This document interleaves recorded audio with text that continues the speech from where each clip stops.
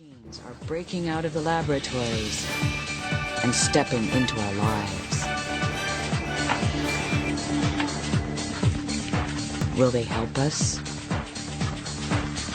Or will they replace us? Even the people who create them can't agree. But whether humanity likes it or not, the robots are rising. And our world will never be the same.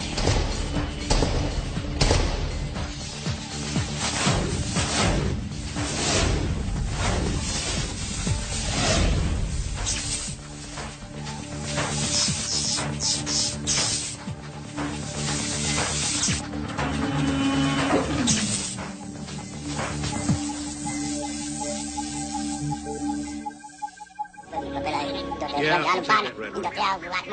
No, not that one. You, I suppose you're programmed for etiquette and protocol. Protocol? Why, it's my primary function, sir. I am well versed in all the customs. That is why I have been programmed. What I really need is a droid who understands the binary language of moisture evaporation. These are the robots of our dreams. Intelligent machines that live to serve. Can you speak Bocce? Of course I can, sir. It's like a second language to me. And these are the robots of our nightmares. Mechanical predators hell-bent on replacing their creators.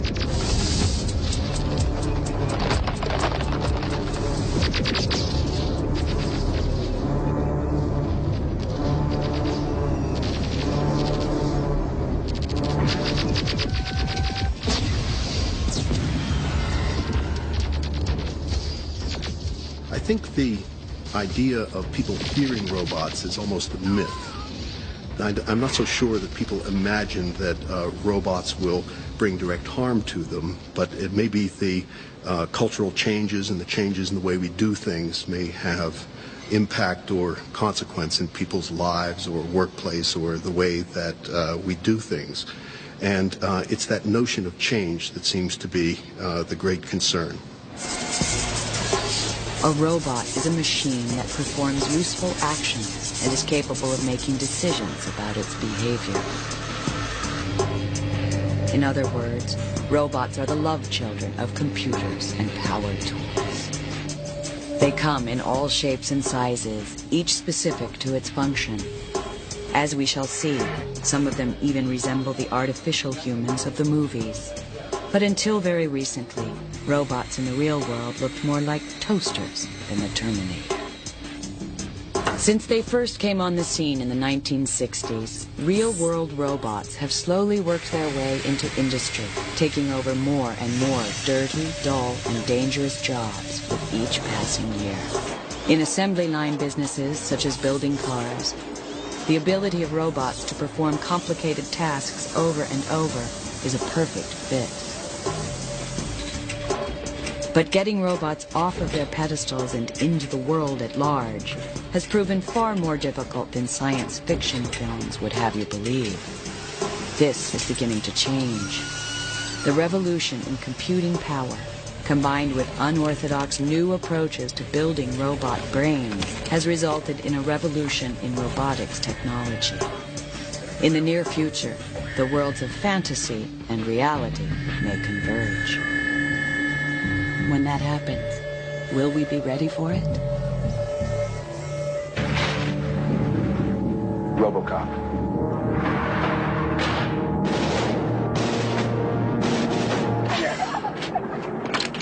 You better back up, pal! Your move, creep.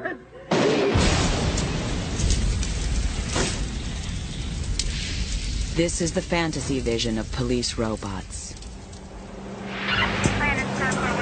And this is the reality.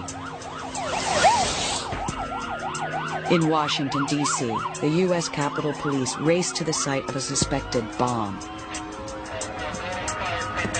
The Capitol Police are charged with protecting Congress, much as the Secret Service defends the president.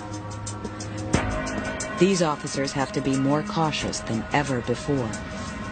Terrorists have begun to plant 2 bombs at their target sites. The primary bomb explodes first, followed by a secondary device that's left to kill the policemen who come to investigate. Things have changed a lot. We talked about secondary devices for years, and now we're starting to see them on actual incidents in the U.S. They've been common in Europe for some time.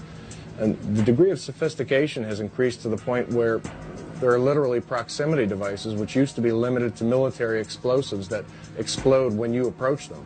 They just sense a change in the magnetic field and off they go. What's it look like? Well, it looks like a box. Wooden about this big. When an experienced officer identifies a suspicious package as a bomb, the police take no chances. They send in the Andros 5. The Andros 5 robot has become the tool of choice for bomb squads in high-risk areas around the world. The robot's popularity is a sad reflection of the increasing danger of law enforcement. The machine is teleoperated, which means that its actions are controlled from a safe distance by the bomb squad. Guiding its multiple claws and cameras takes practice, but most officers feel it's worth the effort. Actually, I'd like to send the robot in every time. It makes my job a whole lot safer. And I think our job is relatively safe with our training and equipment, but there's that word relative, and there's zero risk in sending the robot in. And if the robot bites the dust, well, I'm still here to requisition another one, and I've got all of my extremities to do it with. It's just a mechanical loss. Now comes the most critical part of the operation. The robot must drop the bomb into a custom-made sphere that will absorb the shock of an explosion.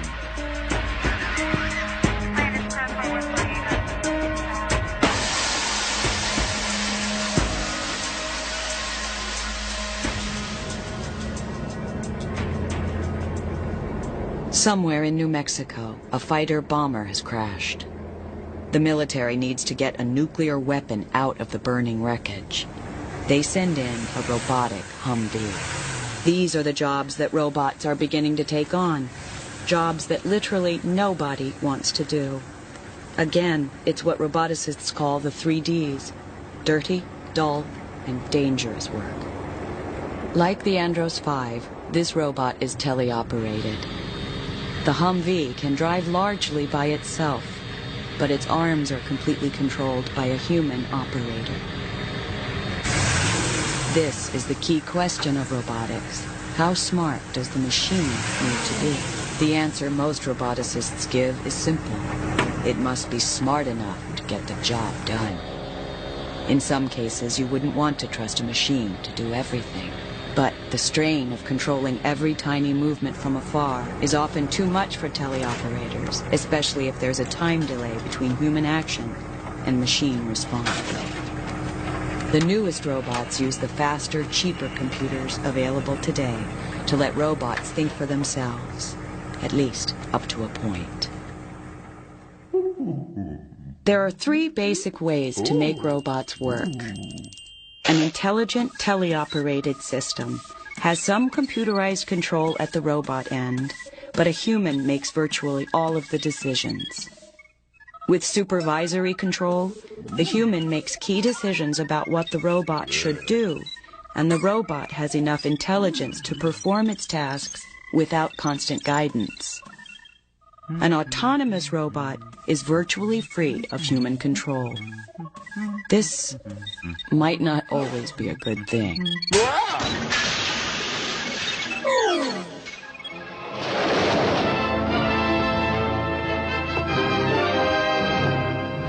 Tobor, the most amazing, the most fantastic creation of man's mind. Oh, he looks alive. Tobor, bringing you chills you've never known before. People's perceptions of robots as compared to what they really are is one of the biggest problems that we have to face as roboticists, because Hollywood keeps on perceiving these robots and projecting them as competent, capable machines that will take over your world when you're not looking. When in actual fact, it's very hard for a robot even to get its steely butt off the ground, let alone wander around a room and actually do something like, say, vacuum it. The real future for these things, we feel, is when we can finally break that barrier, when you can finally take machines away from the little boxes that we have to put them in, like factories or even computers, and give them the power to be able to interact in the real world. In the mid-1990s, the two Dante robots became famous for their adventures out in the most remote parts of the real world. These 8-legged tethered machines climbed into active volcanoes in Alaska and Antarctica.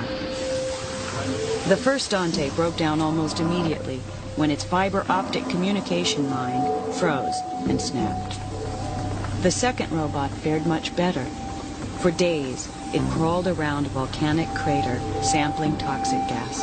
Heading, I think we're ready to stand up and try stroking and turning. Dante was controlled using satellite links to the continental United States.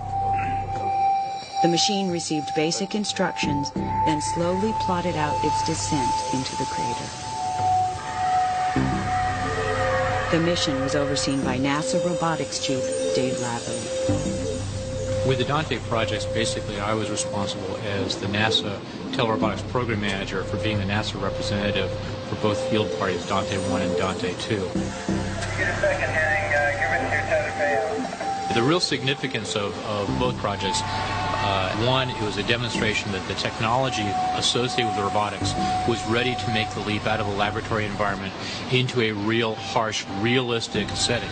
You can't get anything that's more harsh than a polar volcano as far as we've been able to find on this planet. And yet the robotics technology has shown that there's a capability there for safely delivering a science package into a volcano interior and then bring the data back out without endangering any human lives.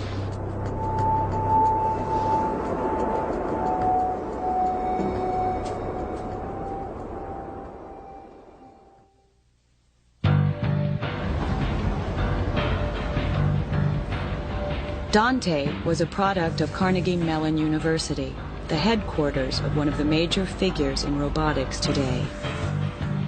Red Whittaker is a former Marine who has made it his life's work to build robots that can function in harsh environments.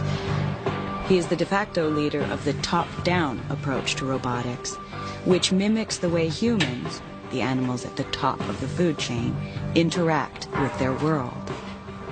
Whittaker's robots are programmed with an advanced knowledge of their surroundings.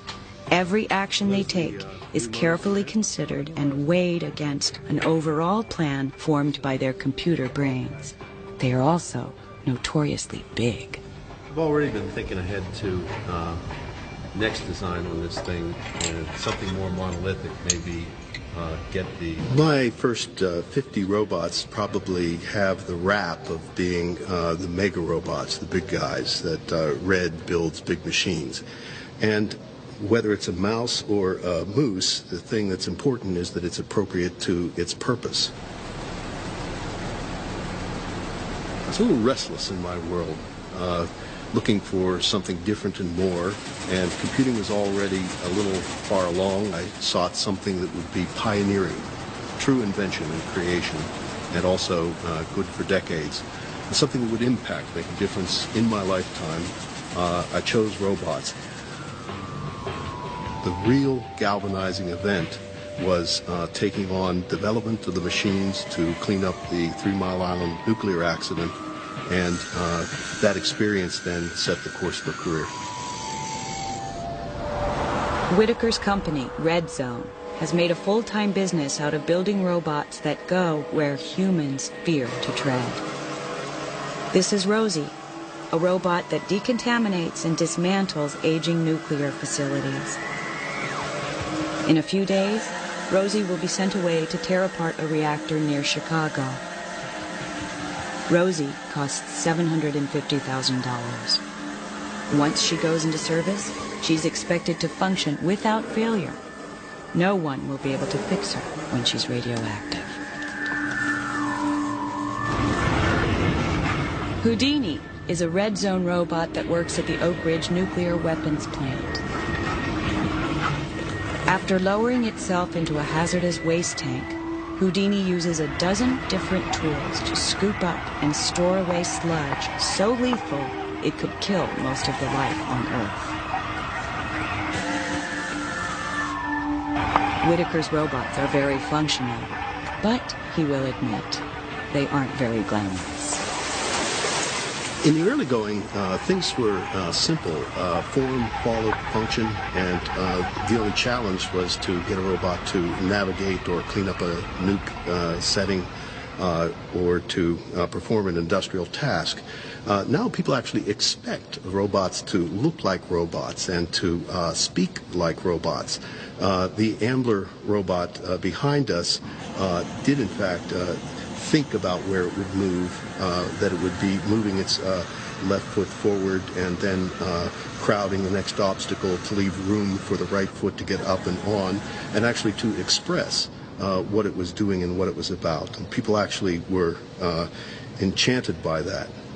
I think that next generation robots have to master that kind of speech and interaction a lot more than their personal status or the weather report, but to really interact in the way that we are right now.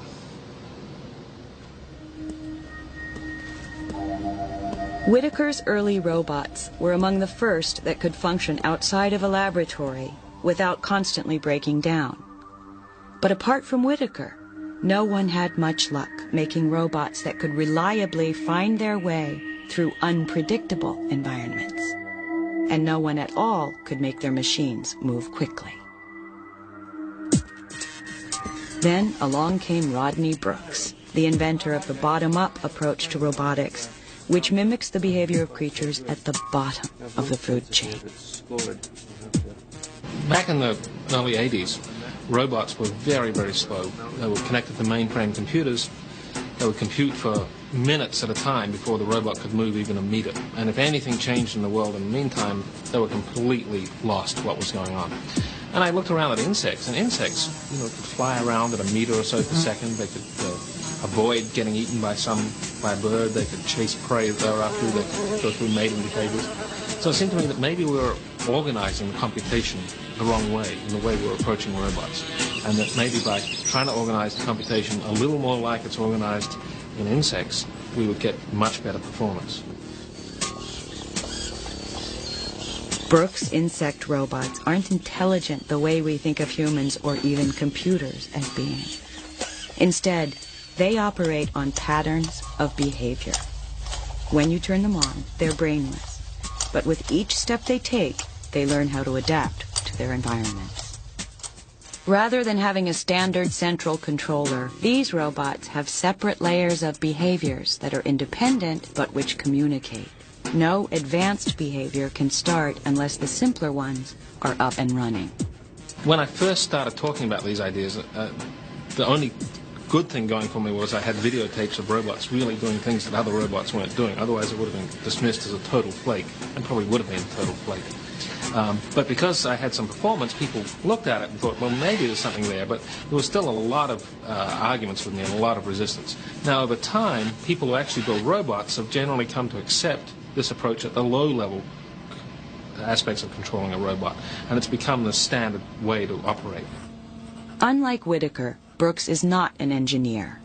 His specialty is building brains. The robot's bodies are made by his colleagues and students at MIT. But like Whitaker, Brooks is ambitious and not opposed to making money. Brooks is now chairman of IS Robotics, the bottom-up version of Red Zone. How are the new tracks going? I guess Virtually everyone on staff is an MIT alumnus. They all share the dream of putting a robot in every living room. This week or next week we'll get that set. But right now, many of their robots are paid for by the people who brought you duct tape and the internet, the United States military. The IS concept is to build swarms of small, inexpensive robots that can cover terrain too dangerous for troops to enter. This minesweeper is designed to be carried by soldiers into combat zones. The controls are strictly supervisory. The machine finds its way through the world in the same brainless fashion as Brooks' insect robots.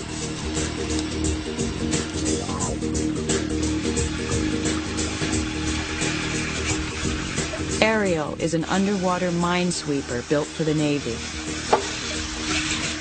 The idea is that before soldiers hit the beach, dozens of these robots will march in and sacrifice themselves on enemy booby traps.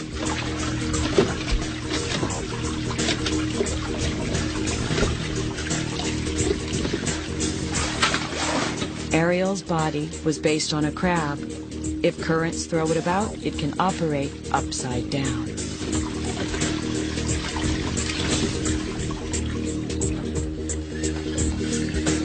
IS also sells versions of the Genghis robot to labs around the world. The original Genghis launched the insect robot revolution. It was built by Colin Angle, a one-time grad student of Brooks who is now head of IS. Angle and Brooks believe the entertainment market could provide the monetary push that commercial robotics needs. Much as computer games helped finance the microprocessor boom, a must-have robot toy could fuel the next high-tech revolution. This robot baby doll might be the start of something big. So the doll is capable of sensing lots of different interactions.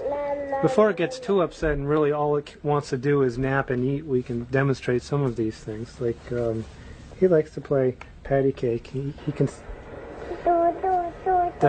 He's just singing a song that he sings when he plays patty cake, and he likes. You can see he's kind of like that. He also likes to bounce. But of course, bouncing the baby like I'm doing also is very tiring for the baby. So as long as I keep doing it, he'll be in a good mood. But if I stop like I did, he's going to very, very rapidly get upset and crash.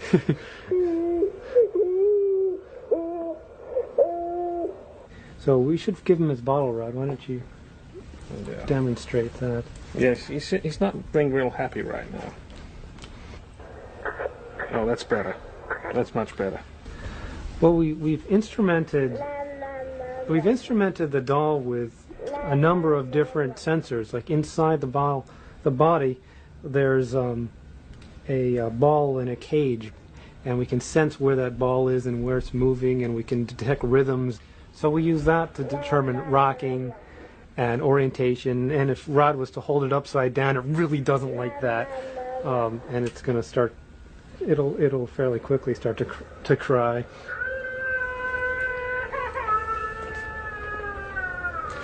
And so that puts in a really bad mood.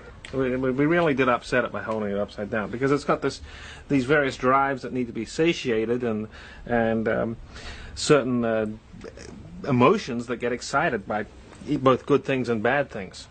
Give it a hug. And the hugging sort of lets it get a little happier. It's a very reassuring and comforting sort of thing.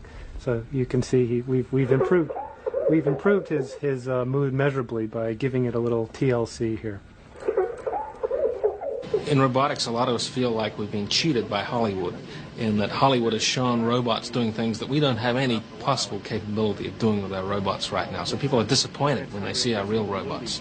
On the other hand, I'm more optimistic now than I was 5 years ago that we're going to eventually catch up with Hollywood, and maybe before too long, maybe even in my lifetime, be doing a few things that Hollywood hasn't thought of just yet. Like what? Well, I haven't thought of them either. Leave it as a mystery.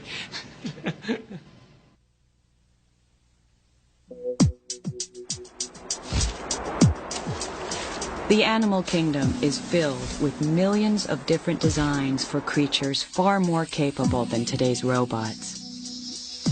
But as Rodney Brooks has shown, building machines based on lower forms of life is a promising path on the road to the ultimate goal, creating an artificial human.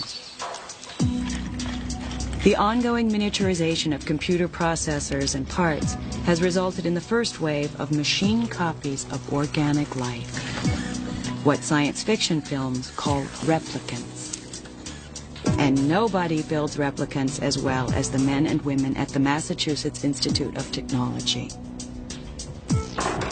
MIT's Leg Lab is constructing a motley assortment of replicants, ranging from robotic flamingos to creatures that defy description.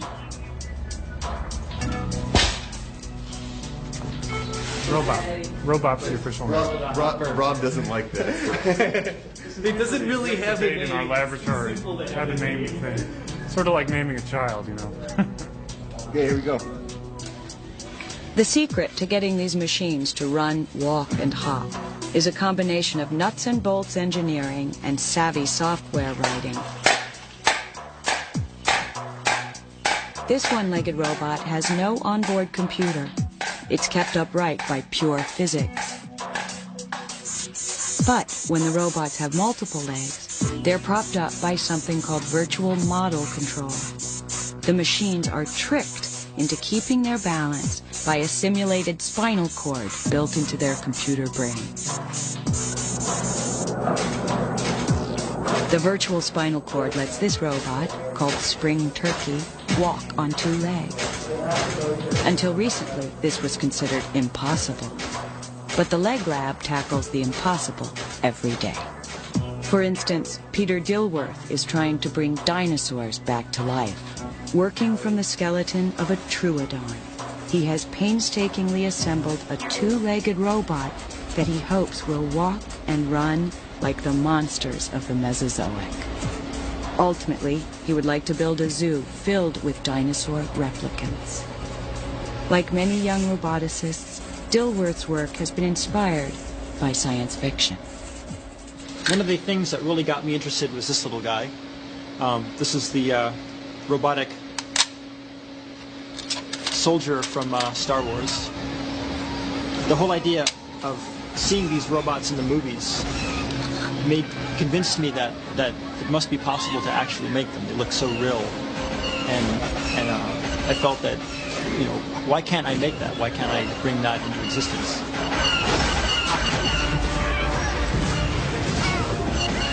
The trick of making a robot walk is being able to control forces on the legs, at least as far as walking bipedally, walking with 2 legs is concerned. I mean, there are robots with 6 legs, hexapod robots that can walk and crawl, but they're statically stable.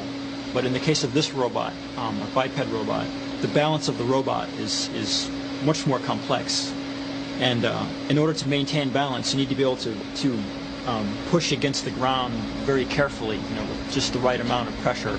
And you need to be able to sense how much pressure you're feeling on your leg, because that information, the sense of how much force you're using, is an important part of figuring out what your balance is.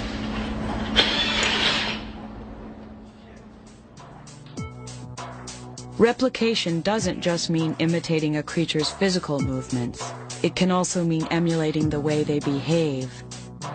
Creatures like ants, which are driven entirely by instinct, manage to accomplish great feats by pooling their limited intelligence. Could the same thing happen with machines of limited intelligence?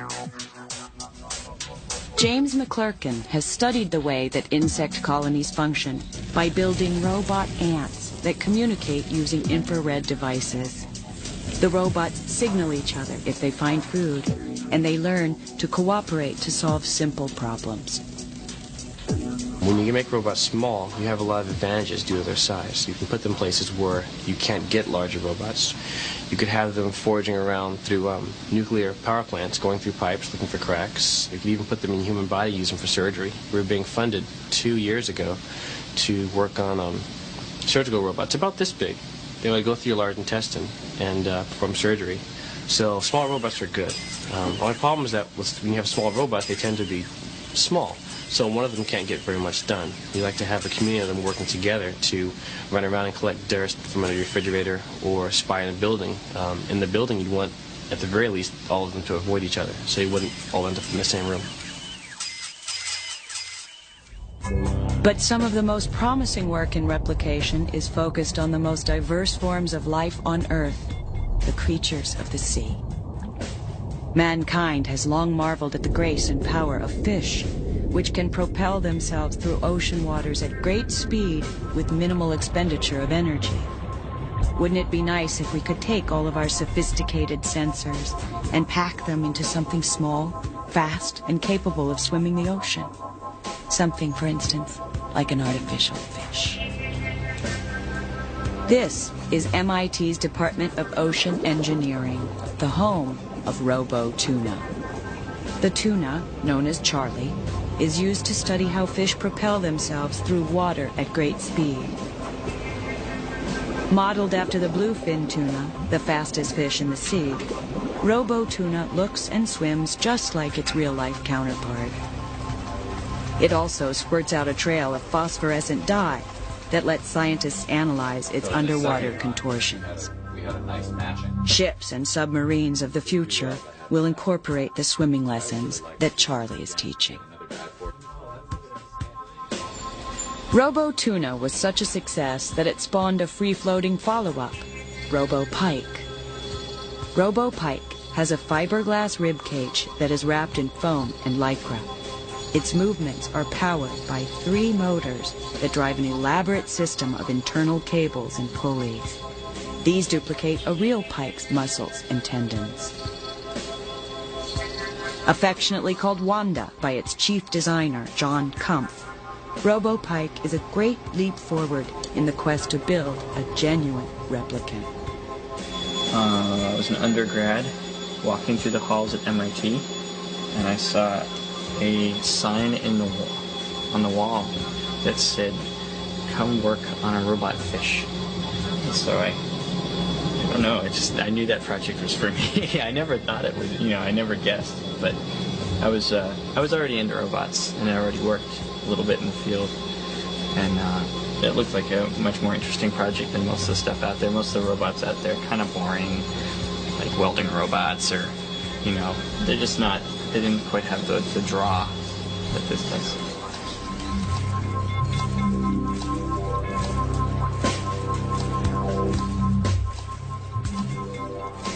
Pike is going to be used to help us learn about swimming, and eventually we're going to do something like throw it into the ocean and ask it to go follow fish around and tell us what they do. And how come we can't get our craft to go through the water with as little energy as it takes for a fish to do it? I mean, what can they do that we can't, And so part of the mission of the Pike is to figure that out, is to tell us, we can output sensors, and we can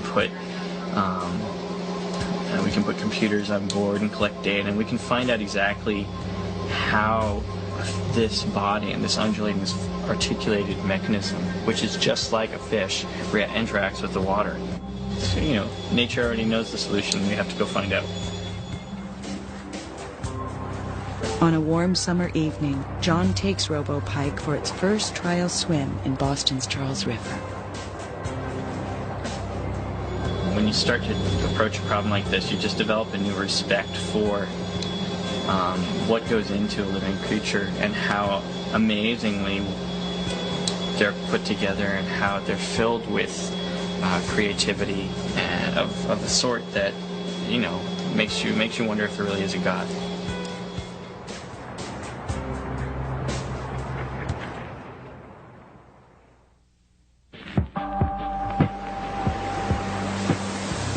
It's early in the morning off the coast of Northern California, but the good ship Point Lobos has been underway for some time.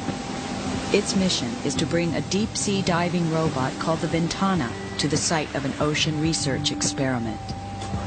The Ventana is an ROV, remotely operated vehicle. It is equipped with 7 cameras, 4 onboard lasers for targeting, 2 robot arms, and an assortment of interchangeable claws and power tools. It's one of the hundreds of ocean-going robots in use around the world. ROVs are usually pressed into service by oil companies looking for offshore petroleum. But the Ventana is special. It belongs to the Monterey Bay Aquarium Research Institute, a nonprofit group funded with a hefty grant from the late David Packard of the computer giant Hewlett-Packard. The group, known as MBARI, conducts pure oceanographic research. They're trying to learn more about life in the darkest, most mysterious parts of the ocean.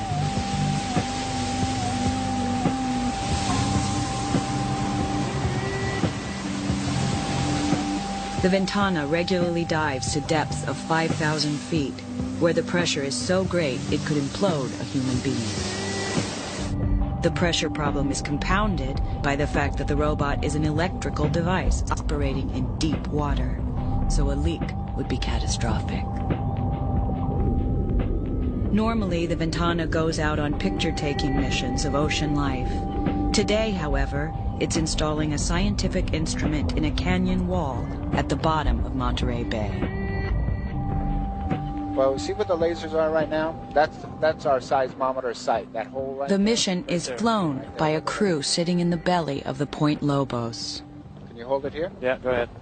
Just go ahead and zoom. I want to see how close we are to the wall. Yeah, there you go. That's good. That's not a bad area. Medium oil right away. Well, right now, the ROV is balancing on a rock.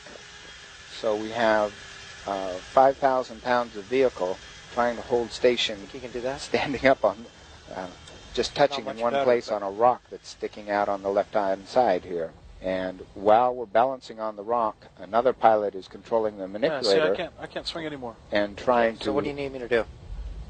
Fly put up that in there? Cylindrical housing that would hold a seismometer into the Lateral hole. to starboard? Yeah, I need. Got it. Yeah, it's going. Mbari does not operate any manned submersibles. They believe that robots are the future of deep-sea exploration. Humans will remain safely above water or even on land, while their robot proxies plumb the depths of the abyss. The same approach is being used to help mankind explore another inhospitable region, the black void of space.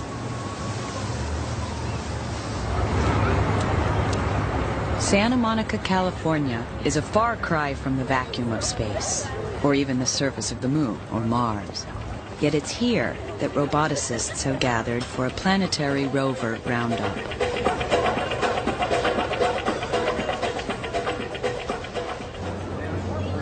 Near the fogged-in beach, some of the best engineering minds in the world present a gaggle of wheeled, tracked, and legged devices that they hope will one day cross the sands of other worlds.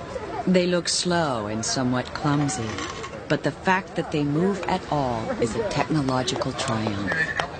Rovers have to meet a set of requirements even more demanding than undersea robots. They must survive being shot into space, land on other moons and planets, and then operate in an alien environment for extended periods of time. If they break down, they're a long way from help. I think this will conclude my demonstration. Thank you. For this and many other reasons, most rovers move very slowly. A rover whizzing across terrain in low gravity could bounce on a rock and fly over the side of a cliff. This is good engineering, but it doesn't make for much of a spectacle. Still, these machines are the best hope the human race has in the next few decades to expand its knowledge about the origins of the universe. Manned space missions are now considered too dangerous and expensive to mount.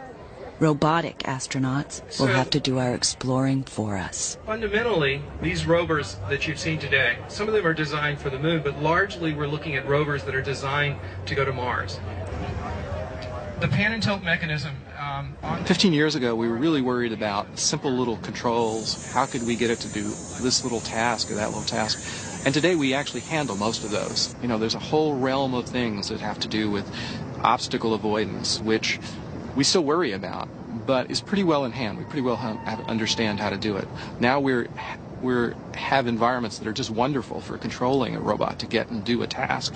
And partially it's driven by advances in software and especially the advances in computing technology. Being smaller, cheaper, more powerful, lighter, it's just massively influenced what we're doing. The vehicle that you see out here now. Robotic explorers have actually flown in space for decades, bringing a set of eyes and ears to places human beings could never dream of visiting. The robotic space pioneers included America's Mariner, Viking, and Voyager, and Russia's Venera and Lunokhod. These celestial emissaries sent back the first close-up pictures of other worlds. They forever changed the way we see the universe. But the early probes had little onboard intelligence. At the time, computers were bulky and slow. Almost all spacecraft actions were controlled from the Earth. The next generation of space robots are smaller and smarter. They have enough brains on board to take orders without second-to-second supervision. Mars Pathfinder was the first of a series of missions that NASA is sending to Mars roughly every 2 years. Pathfinder carried the Mars Sojourner, the first rover sent into space. Sojourner landed on Mars July 4th, 1997, thus becoming humanity's first semi-intelligent emissary to another world. At NASA's Jet Propulsion Laboratory, Rocky 7 is making its way across a rock-for-rock recreation of a Mars landing site. This rover is a great technological leap over Sojourner. Packed full of sensors and downsized computing power, Rocky is built to do much of its work without constant human guidance. In this case, a NASA controller sends Rocky a message saying, "Take a look at these 5 rocks and get a soil sample." Rocky works out for itself how to get to the rocks and what to do when it arrives. At the end of each mission, it will download its data to Earth, then wait for its next assignment. Eventually, fleets of small, inexpensive rovers could roam Mars and the Moon, paving the way for human pilgrims. Robots have a number of different roles for space exploration. Probably the one that's most significant is to be a precursor for eventual human presence, especially on planetary surfaces. This is the idea where you want to send a robot, for example, to the surface of Mars to do a survey to find out what the chemical composition of the soil of the planet may be, to see if there's a way we can process that soil to get life-sustaining chemicals for the humans to utilize when they get there eventually. Then later on, they can actually be doing surveys for potential human landing sites or even preparation of a human habitat. So that basically a human flight that may come 10 or 15 or even 20 years later will have their house already built, sitting on the surface of Mars, waiting for them to just open the front door and move in and live.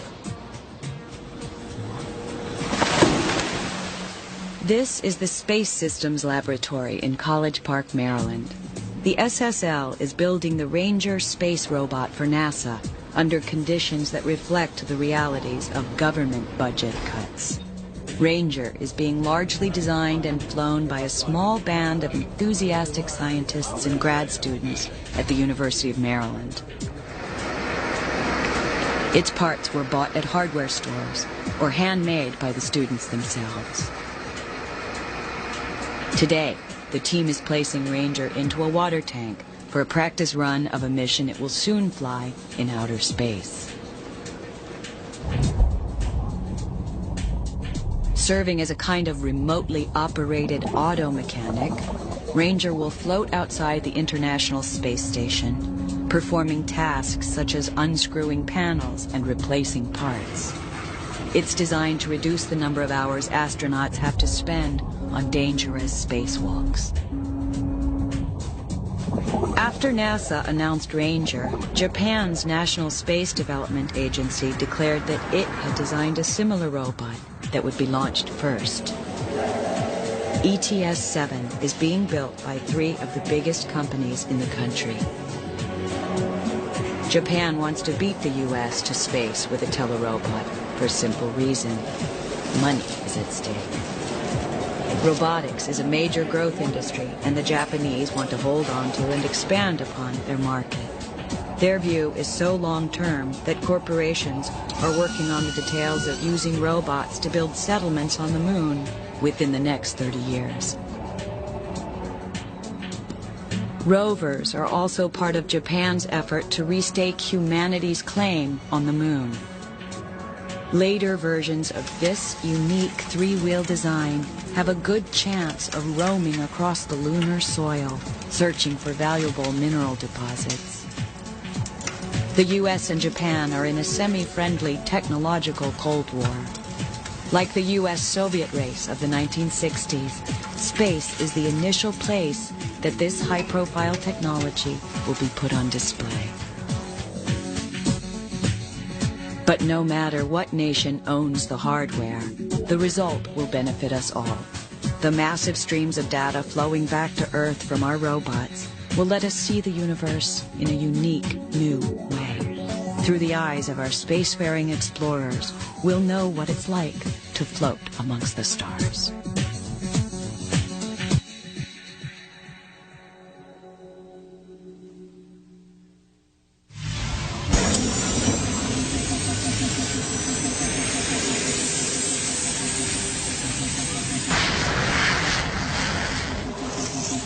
You're looking at the world of tomorrow, as envisioned by survival research laboratories. SRL is a San Francisco-based performance art group. Their malevolent machines spurt napalm and battle to the death before audiences across the world.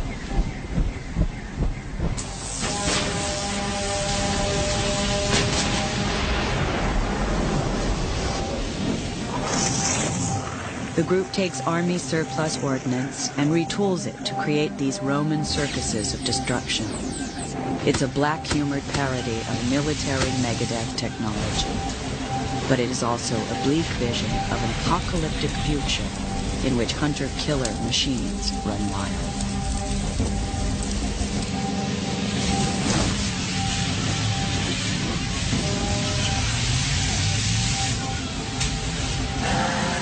In the wake of the high-tech carnage of the Gulf War, it's not difficult to imagine that this cybernetic slaughterhouse could soon be duplicated in real life.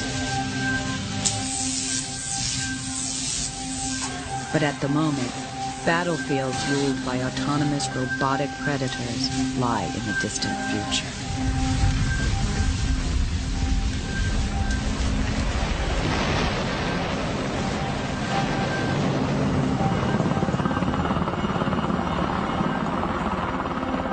This is not to say that the wars to come will look anything like the wars of the past.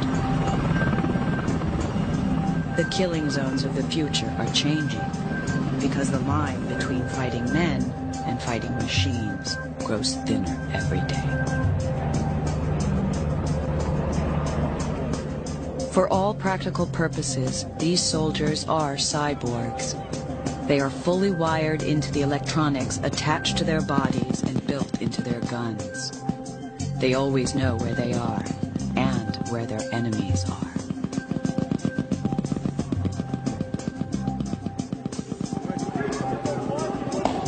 Information is now a lethal weapon.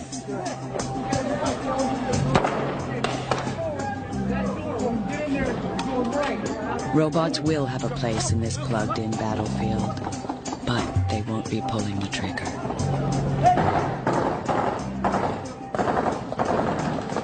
The idea of autonomous or even semi-autonomous killing robots is extremely difficult to imagine for a variety of reasons.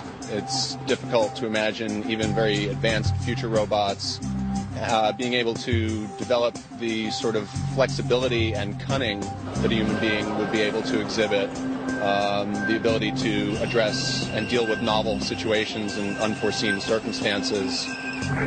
Robots, machines are capable of seeing things in terms of black and white, ones and zeros, whereas a human being is capable of seeing things in shades of gray, and that's really what's required for that sort of mission.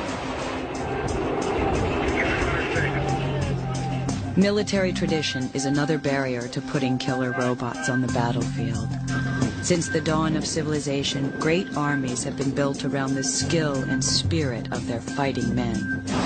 The idea of handing over the waging of war to machines does not sit well with professional soldiers. For this reason, most military robots today are unarmed spies.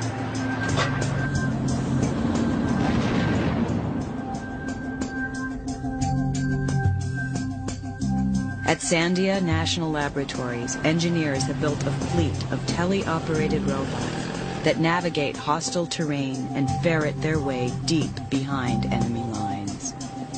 Most of these machines are intended for use as scouts, ground equivalents of spy satellites or reconnaissance planes. Miniature rovers have their place here too. Their small size gives them access to areas that human spies find hard to penetrate.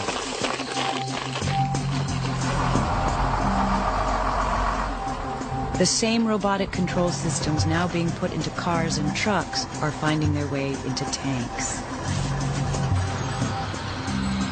Supposedly, these will be used as decoys, though it's not hard to imagine a fully armed, tele-operated tank rolling across a battlefield.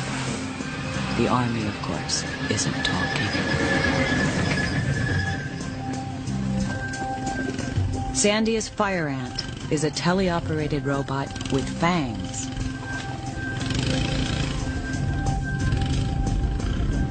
The vehicle drives out to a lonely spot, then waits for its prey.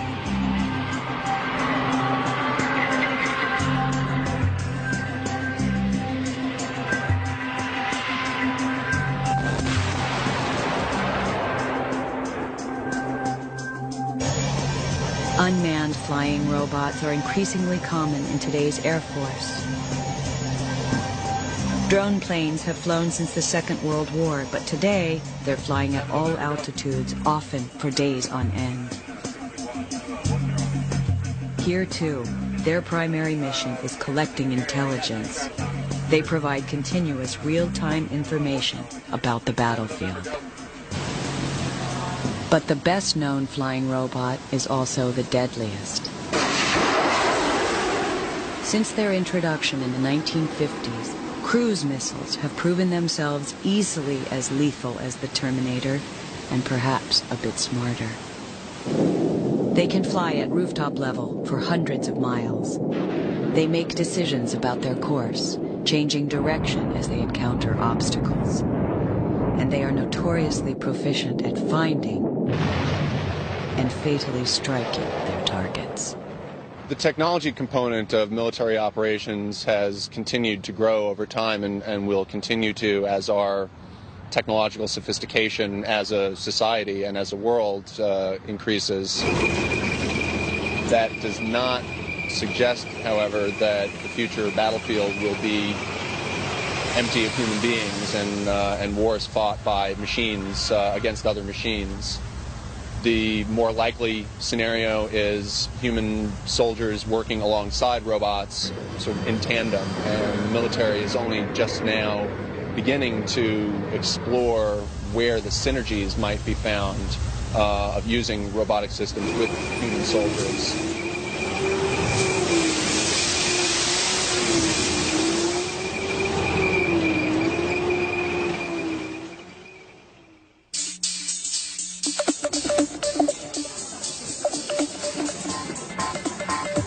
The Sega Joypolis is a two-story, state-of-the-art arcade in Tokyo's Shinjuku district.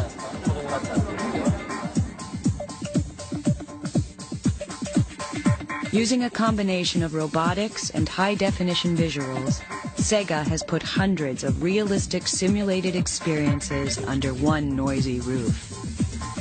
For most of us, entertainment is the first place we will have up-close and personal encounters with new robotic systems.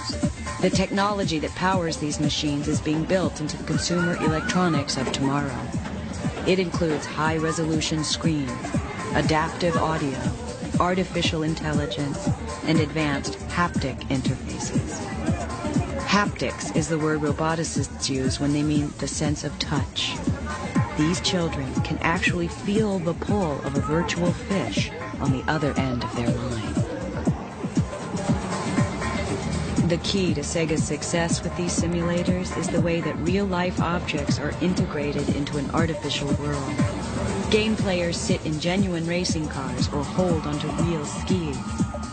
But the rest of the experience is created by computers and robots. These machines sense your movements and respond to your actions. The synthesis of man and machine is nearly perfect.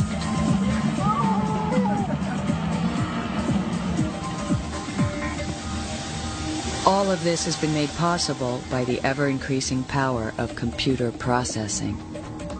This plant makes Pentium processor chips for Intel. It cost $2.5 billion to build, and most of the chips it's making today will be obsolete in a handful of years. According to the rule of thumb made famous by Gordon Moore, one of Intel's founders, processing power doubles every 18 months. 10 years from now, one CPU could have the processing power of every computer on Earth today. This incredible progress is the result of a whole new realm of engineering, building machines at the microscopic level. Silicon micromachining, which wasn't around just a few years ago but is now becoming very common, is going to have a big impact on robots and are going to let us get a lot closer to the sort of sensor density that we see on animals, on insects, where a cockroach has 30,000 air-sensitive hairs on its legs. With conventional technology, we couldn't put that density of sensors on a small robot, but with silicon micromachining, we will be able to. But for truly extreme and potentially world-changing robotics, we need to drop down another 1,000 times in size, down to the level of nanometers. Nanotechnology seeks to build machines at the molecular level. Imagine a factory such as this, shrunk way, way down. Thousands of such super small factories will assemble tiny robotic construction workers. The nanorobots will then tear apart and rearrange the atoms of whatever materials they're given. Nanorobots would be the ultimate recyclers. Just take yesterday's trash, throw it into the nanoprocessor, and out comes a sofa. But nanorobots could just as easily be programmed to turn your body into a pool of jelly. But this is the most extreme and perhaps far-fetched vision of nanotechnology. The practical work being done today is seen in this computer simulation from NASA. It shows how we might build materials that are atomically precise. This would result in lightweight, super-strong metals, plastics, and even diamond-hard surfaces that could revolutionize everything from medicine to space travel. At NASA's Ames Research Center, the mightiest parallel processing computers in the world are being used to solve nanotechnology's enormous technical challenges. This research is still in its early stages. Working nanotechnology might not happen for a long time, or it might not happen at all. A lot of the critics are saying is this is really hard, and it is really hard. But there's a couple of reasons we think that it's possible. First, if you look at the physics, nobody's been able to say, look at this physics, you can't do it. Number two is we have an example of atomically precise replicating machines, and that's life. The cell is programmed with DNA and environmental factors. It replicates. Life can build trees and whales and grass and people and dogs and whatever. So sort of life is the existence proof that being able to build atomically precise products and put them together and use replication is a very, very powerful mechanism. If the idea of self-replicating machines seems unlikely, one need only turn to Japan for a larger-scale look at the future. In the foothills of Mount Fuji, Fanuc Industries manufactures industrial machines. The ratio of humans to robots in this plant is approximately 100 to 1. Humans supervise, but these machines actually build themselves. Our robots have the ability to reproduce themselves. If they also become highly intelligent, we must begin to ask whether or not they are now alive. The advent of new technologies makes the creation of new life forms, including artificial humans, more and more likely with each passing day.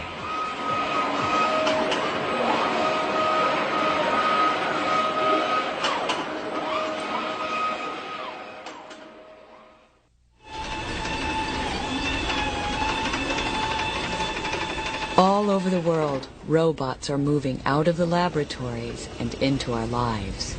Xavier here. I just stopped to say hi. But for some roboticists, these pragmatic designs are just small steps along the path to the Holy Grail. the creation of an artificial human.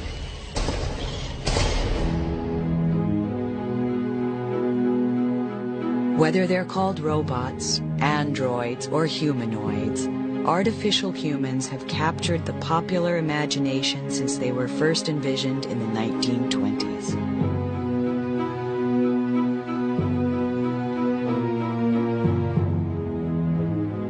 Typically, humanoids are cast as soulless embodiments of the mechanical age, symbols of our dehumanization.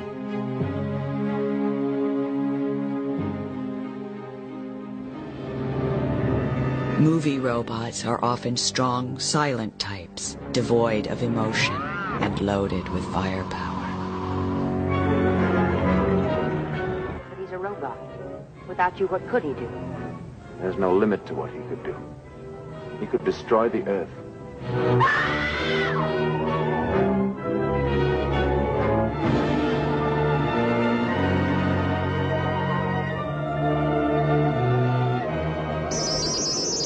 But a few friendly faces have worked their way into popular culture. You must come along now, Arthur. There's really nothing more we can do. And my joints are freezing up. Don't say things like that. Of course we'll see Master Luke again. And he'll be quite all right. You'll see. Perhaps these creations of fantasy are reflections of our mixed emotions about technology.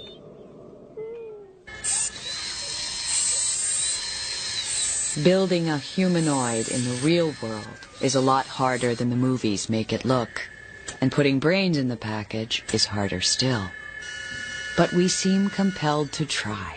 For centuries, our curiosity about the intricate machinery of life has driven us to create mechanical versions of ourselves. The finest artificial humans of the industrial age were the clockwork automatons of the 18th and 19th centuries. Watchmakers and engineers tinkered together these lifelike figures from tin, cloth, and ceramics. Their realistic movements were driven by the same wind-up mechanisms that power grandfather clocks. Automatons were usually built for entertainment, but some believed that if they built exact replicas of human beings, and they imbued their replicas with the power of movement, their creations might just come to life. All right, now, Electro was a mechanical man built by Westinghouse. His appearances at the 1939 World's Fair made him the most influential humanoid of the 20th century. Why, he's almost human. If he wasn't so big, I'd take him for an engineer. Now, Electro, a moment ago you were bragging about being able to count on your fingers. Do you remember that? Well, we're going to find out about that. Now, do you remember how many children were born at the same time to a certain family up in Canada? Do you remember that? All right, let's see if you do. Count them on your right hand. 1, 2, 3, 4, 5. 5? Well, that's absolutely correct. How can he do all those things, Jim? He's full of motors, gears, cams, and photoelectric cells. He could fill a book with all the electromechanical principles involved in the thing. All right. The robot appeared intelligent, but in fact its actions were dictated by an electric eye that triggered preset responses. And folks, he's only 2 years old, too. Just learning. Since the days of Electro, mechanical men and beasts have become entertainment fixtures. In films and in theme parks such as Universal's Jurassic Park ride, robots have reached a frighteningly high level of realism.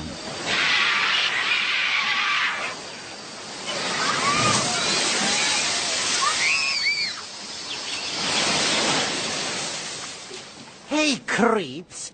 How are you enjoying it so far? Shows like this are designed to give all you people, if you'll forgive the expression, goosebumps! The Crypt Keeper of Tales from the Crypt is a state-of-the-art artificial human, or artificial inhuman, as the case may be. The robot's movements are guided by an off-screen operator. A cage around the operator's head contains sensors that track the movements of his head and face. The robot mirrors his actions. You know, kiddies, I have a great deal in common with the Phantom of the Opera. The Crypt Keeper's dialogue emerges in a convincing way from its silicone lips, thanks to sophisticated software and dozens of mechanical muscles buried beneath its skin. Hey, what's going on up there? The Crypt Keeper was built by a California company called AVG. AVG started out as a maker of industrial robots, specifically machines that sewed up car upholstery. But after creating a few androids for the movies, they left the dull side of robotics behind for the glamour of Hollywood. Now AVG builds entertainment robots for museums and amusement parks around the world. The company has designed creatures of all shapes and sizes. Unlike the robots you'll find at NASA, these machines aren't assembled in sterile laboratories. AVG's humanoids start out as plaster casts. This is a mold for a prehistoric woman being created for a Japanese museum. The white goop being painted on a cast of her arms will quickly turn into soft silicone skin. Eventually, that skin will be stretched over a robot body, similar to this humanoid's. He's called Mr. Tech, and unlike conventional robots, he's powered by air pressure, not electricity. Having air for blood makes his movement smooth, and it makes him less prone to breaking down. In the world of theme parks, where humanoids run through set routines thousands of times a year, reliability is essential. But Mr. Tech is really just an actor, playing a limited part from which he can never deviate. Will we ever build a humanoid that can think for itself?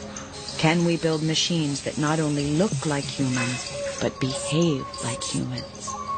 As is often the case in robotics, opinions differ. But in the United States, and especially in Japan, engineers and scientists are making significant progress in the quest to create an artificial man.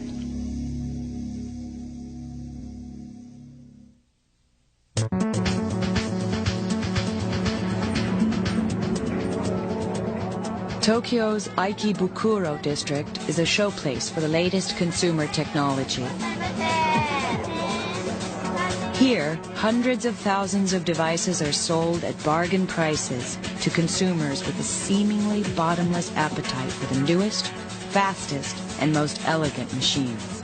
It's no surprise, then, to learn that Japan has the largest population of robots in the world, more than 7 times as many as the runner-up, the United States. The fascination with humanoids that runs through Japan's popular culture is reflected in the real-life efforts of its engineers. Japan has launched a long-term project to create a silicone underclass of domestic servants, robot butlers, robot housekeepers, and robot nurses, and they believe it's essential that those robots are humanoids.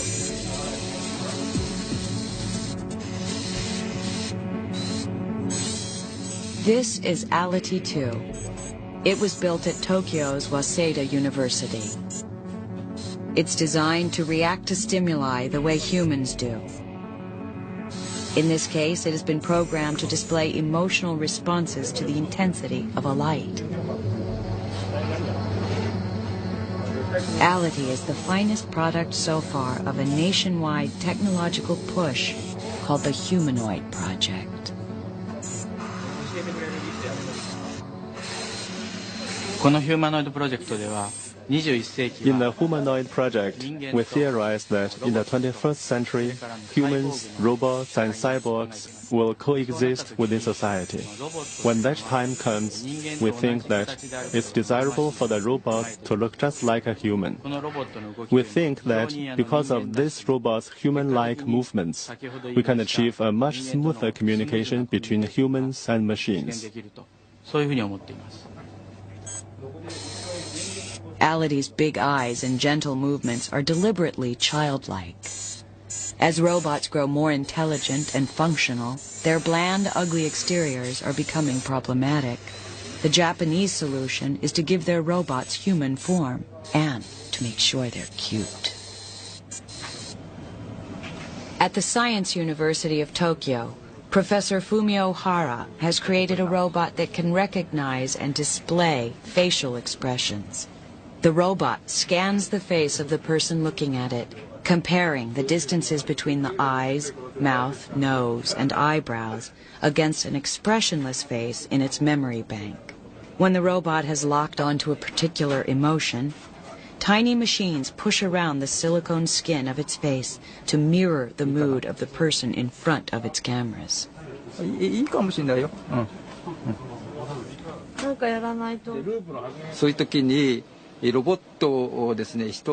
This project was started in order to improve the relationship between humans and robots by improving robots' facial expressions.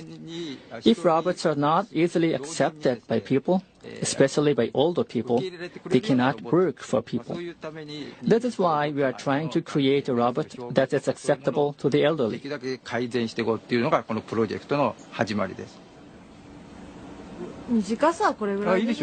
When everything is working correctly, the face robot can reflect 6 emotional states. Today, the robot is only willing to show surprise and sadness. Okay. Surprise. Large eyes, a little bit mouth open. Okay. Sadness. Okay. Yeah. Halfly closed eyes. Yeah. That is the sad face. Hara's success with this prototype has created enough excitement to generate $3 million of funding for an upgraded descendant. His next goal is to give the robot a voice. Work on a mouth robot, complete with tongue, is already underway. Of course, there's more to life than having a pretty face. It also helps to have a strong, well-coordinated body. The grace and power built into the animal kingdom has inspired engineers for millennia, but we have only begun to understand how to replicate the ingenious designs of the natural world. Until recently, the seemingly simple act of walking on 2 legs has been an unbreakable barrier for humanoids. But at Waseda University in Tokyo, that wall has been shattered. This bipedal walking robot goes by the name of Wabian. It's another creation of the Humanoid Project. Hi. Wabian can walk short distances without support. But he also weighs 600 pounds, so his student minders aren't taking any chances.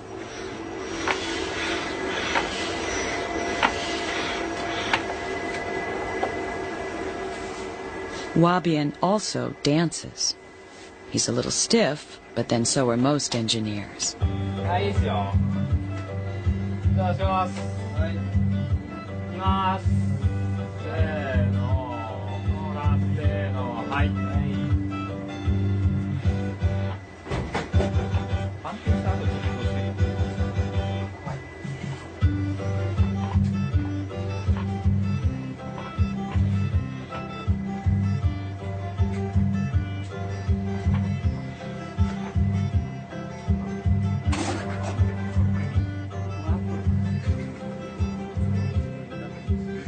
The basic theory behind the machine's springing gait has found its way into the most advanced humanoid on the planet, another product of Japan. No, that's not an astronaut in a spacesuit. You are looking at the Honda humanoid, the closest thing yet to the androids of science fiction. The humanoid sees through twin cameras in its helmet. Its backpack contains its power supply and computer brain. The result of a top-secret, 10 years and counting effort by the Honda Motor Company. The humanoid does things that until recently even the most ambitious roboticist would have thought impossible.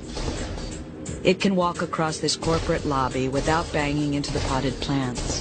And more significantly, it can safely negotiate this flight of stairs.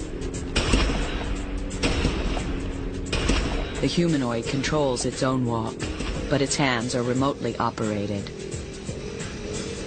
It is intended to work alongside humans in the factories of the future. In another 10 years, when the project is complete, the entire machine will be controlled by simple voice commands, such as, "Pick up that car." The Japanese are the clear leaders in building humanoid bodies. But who's building the robot brains?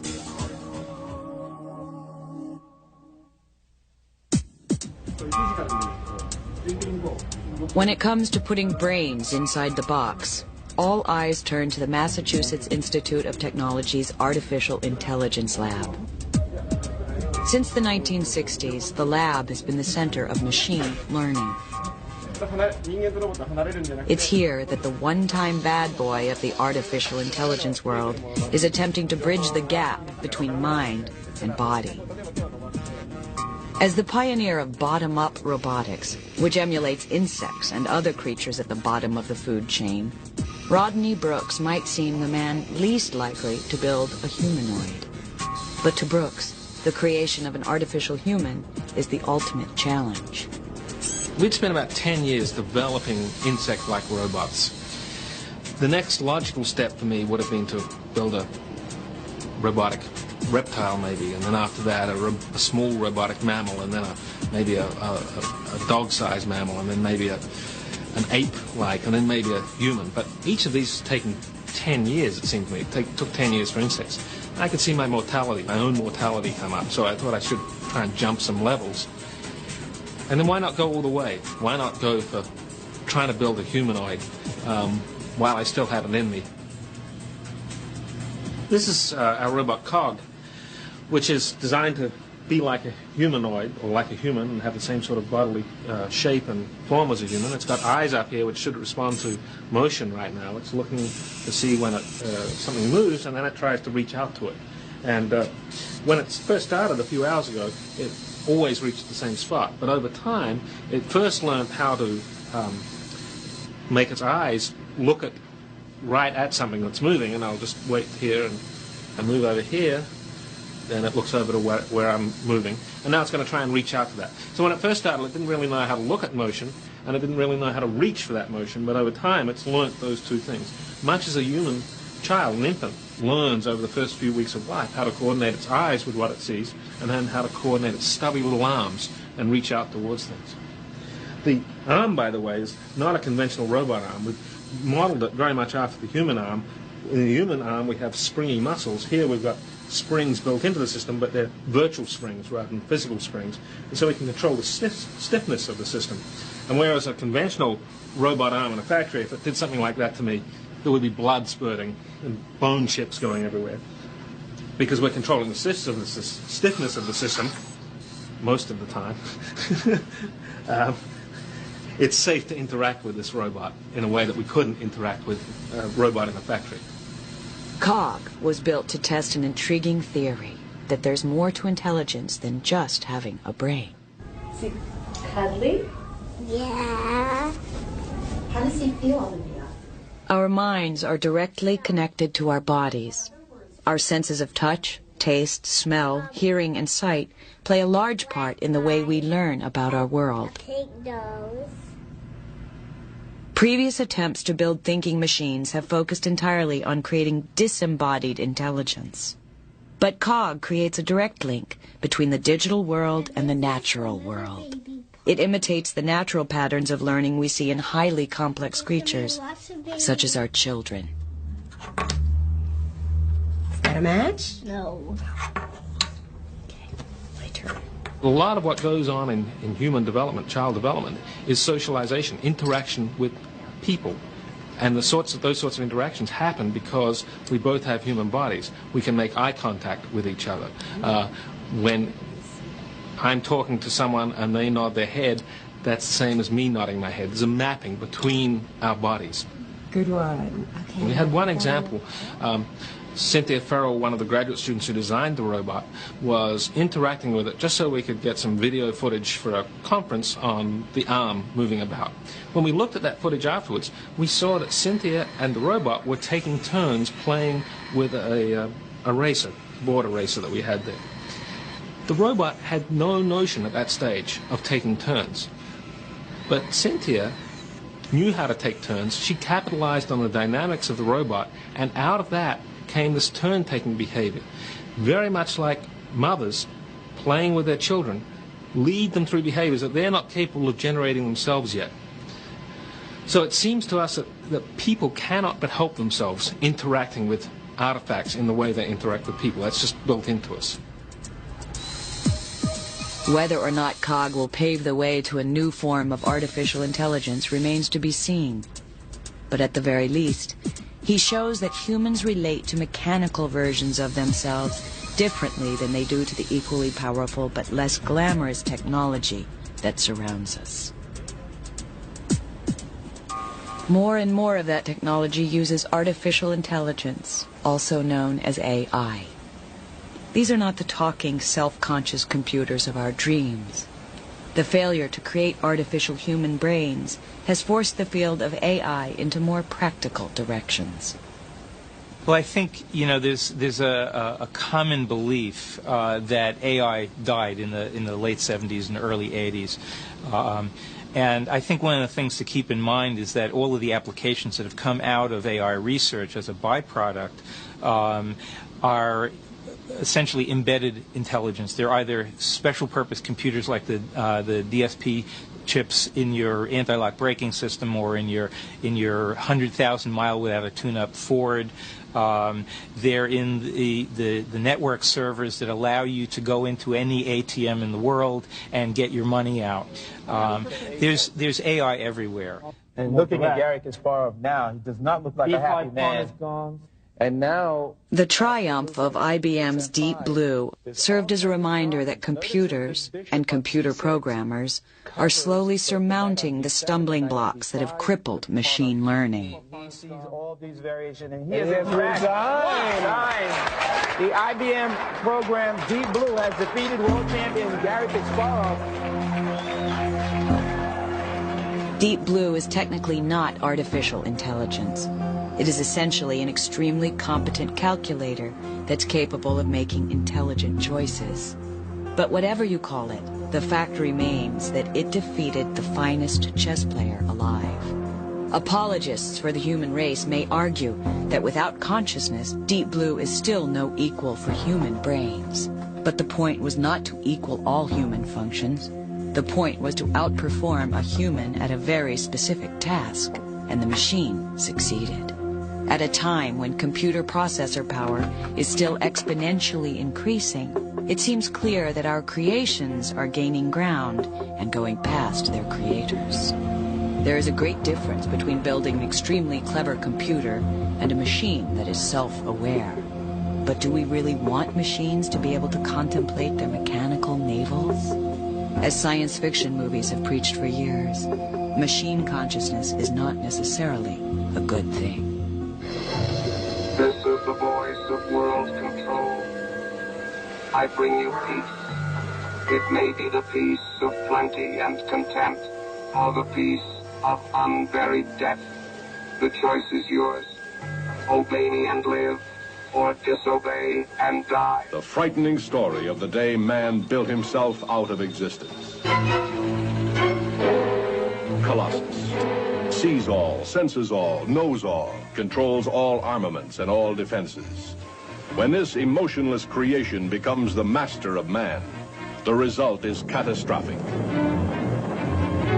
They built Colossus, supercomputer with a mind of its own. Then they had to fight it for the world. I think most people tend to think of intelligent machines as being conscious. Conscious the way you and I are. The problem is that most artificial intelligence applications are not dealing with consciousness. They're dealing with intelligence, and there's a tremendous gap between consciousness and intelligence. Animals have tremendous amounts of intelligence in order to survive, in order to adapt to changing circumstances, changing environments, but they don't necessarily have consciousness as we, as human beings, believe we're endowed with this. Human brain function has proven harder to imitate than the pioneers of artificial intelligence believed. The 100 billion neurons in our brains are hardwired into our bodies in a way that still baffles researchers. Our ability to sense our environments and make quick decisions has grown out of millions of years of evolution, spurred on by our competitive instinct to survive. Would it be possible to accelerate machine learning by building emotions and a survival instinct into their programs? Or should we accept the fact that machines think in a completely different way than humans?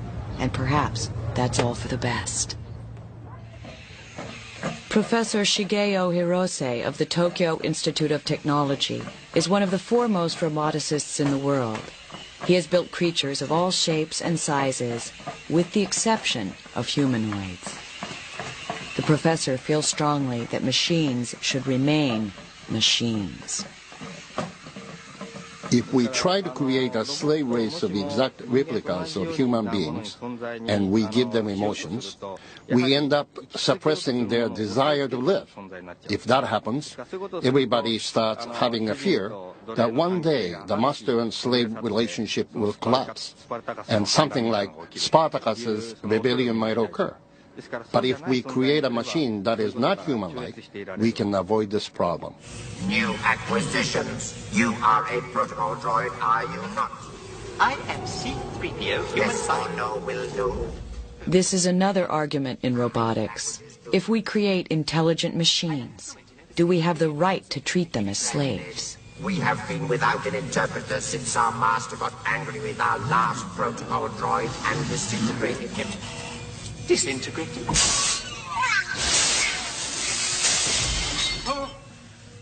God. There's a big difference between intelligent robots and human beings if they're both working for you as slaves. Human beings carry with them an evolutionary heritage which involves wanting to survive on your own terms, essentially, for the benefit of your own genes and also your own tribal culture. The robots don't have that. The robots are built from a blank slate. Everything the robot wants to do and doesn't want to do is put in when the robot is built. The robots will no more want to be free than you would want to not eat or to not breathe. So I think the question of morality of keeping even super intelligent machines as slaves is a little bit moot.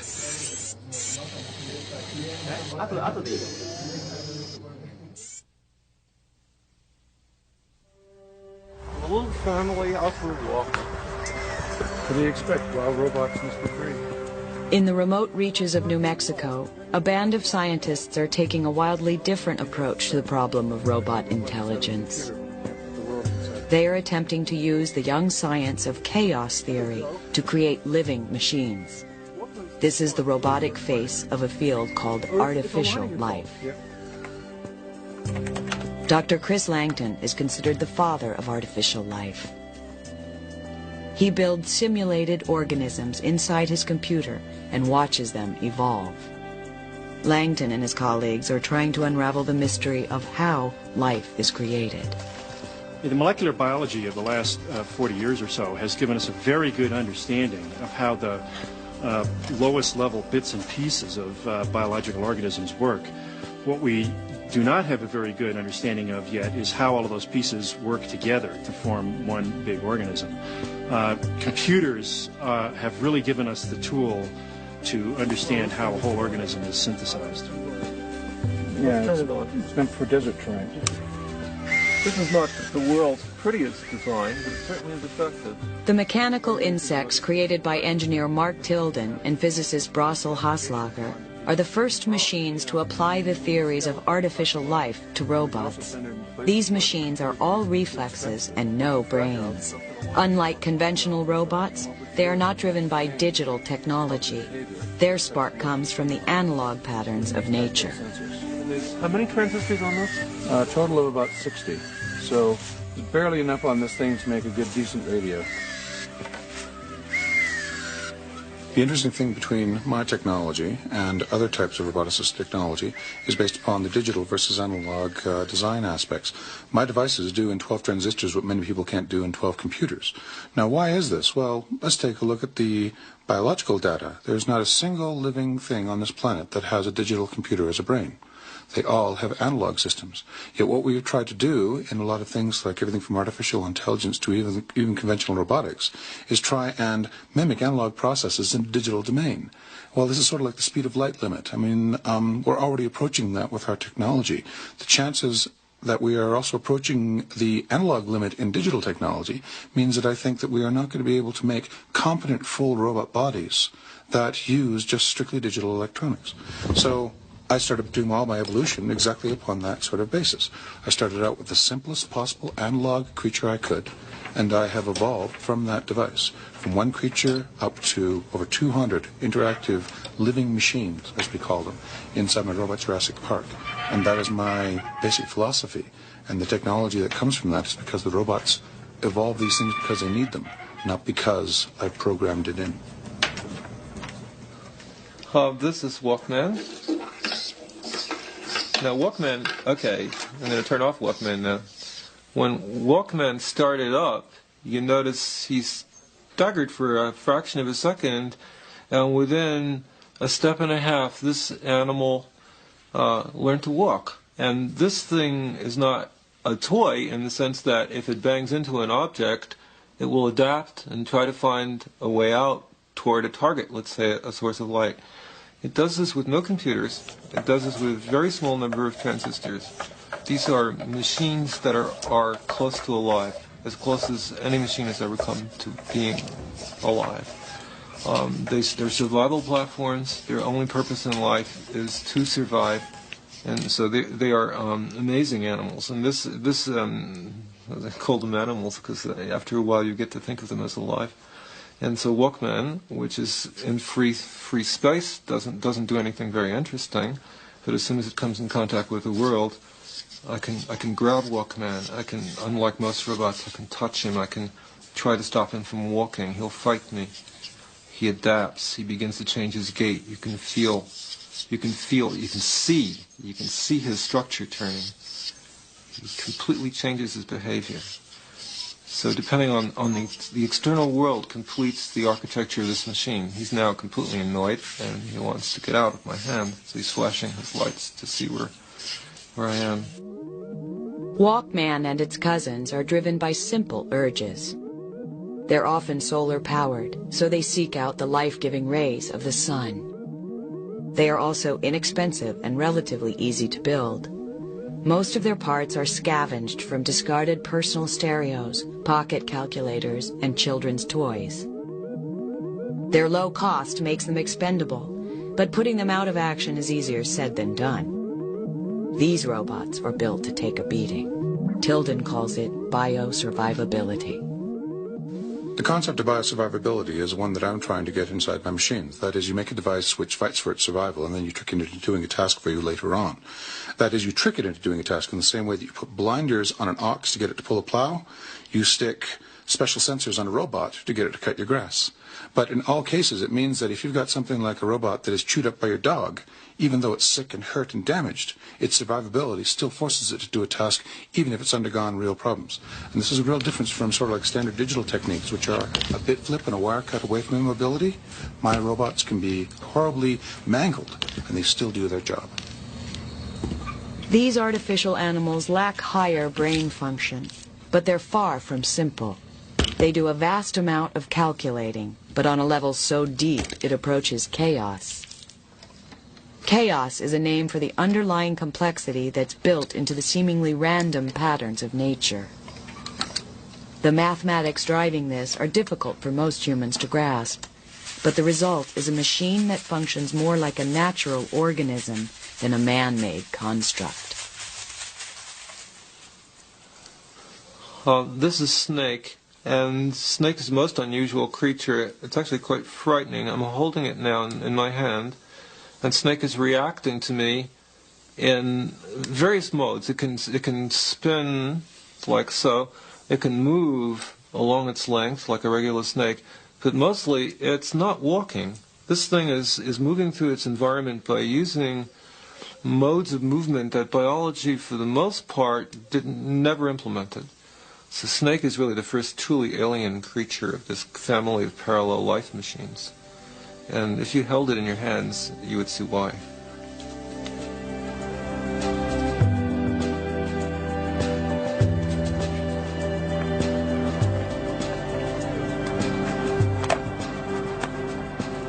One of the critical arenas in which I think artificial life is really going to contribute is in understanding the way in which biological machines are engineered as opposed to the way that we classically tend to engineer machines. On the scale of geological time, over which we typically measure evolution, we are literally at now the end of one biological era and at the beginning of a new one. As soon as we attain the capability to actually synthesize life from scratch, whether it's in a beaker or in a computer or with a robot, we will have introduced into the world a whole new lineage of life, one that was synthesized by human beings instead of having just emerged from nature. I'm going to bet that by the year 2000 or within a decade of then, we will have built a machine that satisfies most of the criteria that biologists currently apply to living organisms.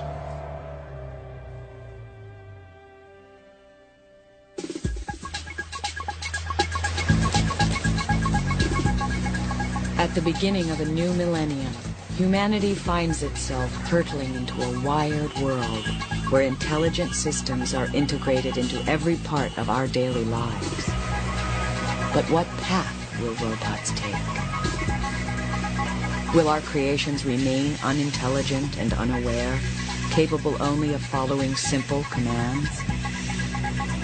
Or will they evolve into a unique new form of life, able to reproduce and survive without our support? Will friendly humanoids serve us dinner? Or will killing machines run wild? I certainly believe that we are machines, so in principle there's no reason that we can't ultimately build a self-reproducing intelligent robot. We're close to mastering the technology of life, a lot closer than we are to understanding the consequences of mastering that technology.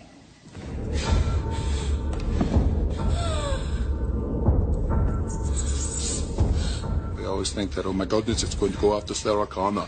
But in actual fact, there is never going to be, in the general environment, robots that are smarter than we are. We are always going to be able to trick them or stop them.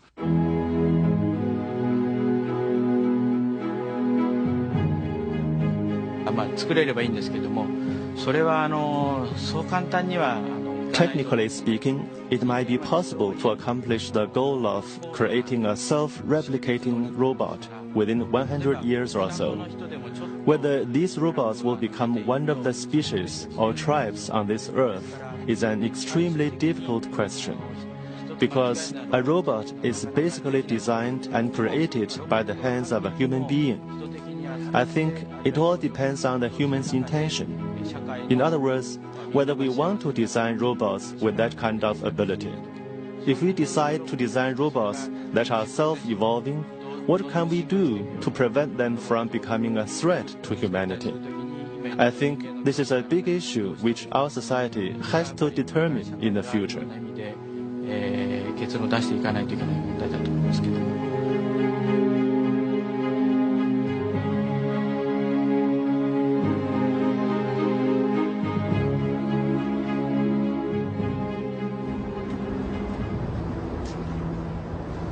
At Pittsburgh's Carnegie Mellon University, Hans Moravec has been studying the consequences of robotic evolution. Moravec feels that humanity is at the brink of a golden age, and we had better get ready for it. I've compared the progress of robots and computers with the evolution of biological intelligence and come to the conclusion that it's going about 10 million times faster, and that we're just at the beginning of the vertebrate stage, effectively. But because of the pace, we can expect a machine that can not only model its world, but can reason abstractly about it. And that machine, I think, is comparable to human beings. In fact, in some ways, it will undoubtedly be much better than human beings, because it'll do those things better that we do very, very poorly. For instance, arithmetic, but also logical reasoning of long chains of reasoning, and also communicating and sorting large databases and so on. So what we'll have is a machine that can get around the world about as well as we do, but that can basically think better than we do. And at that point, human beings are on the verge of obsolescence. This plant in Japan is nearly completely automated. Moravec believes that when our robots can design and build themselves, all industry will look like this. Eventually, we'll all be unemployed. But there's a bright side. If the super competitive companies staffed by these robots are taxed, we will all be born rich from a kind of cybernetic social security.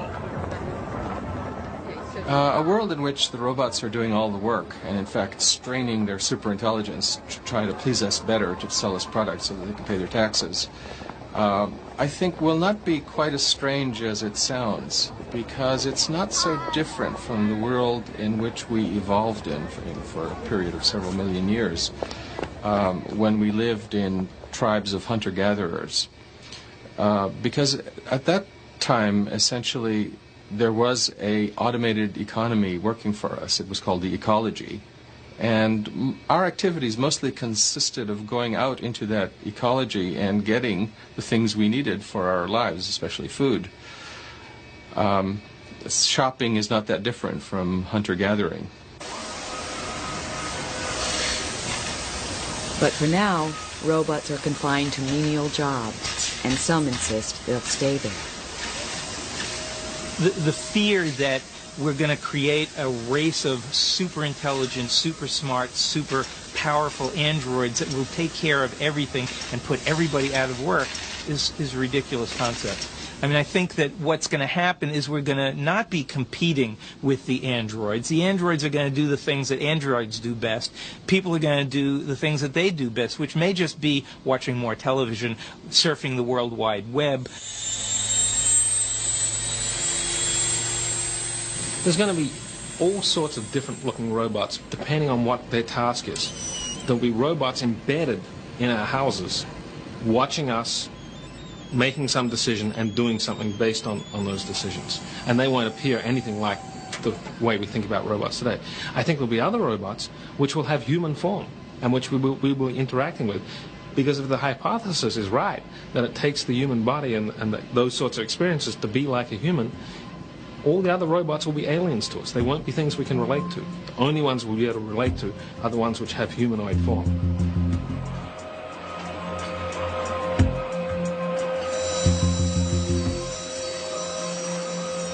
Technology is an incarnation of the human urge to survive and prosper.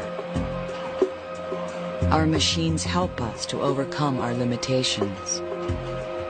Endowing our robots with intelligence is the next step in our ongoing effort to make our lives easier. But as our creations grow ever more complex and self-reliant, our fear of technology grows.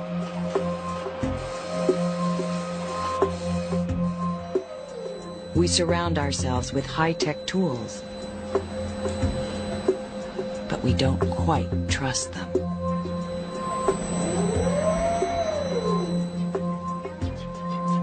But living machines, even artificial humans, may turn out to be less alien than airplanes or television sets. All of the complex devices we depend on but don't really understand. Perhaps, by making our machines more like ourselves, we are bridging the gap between creation and creator.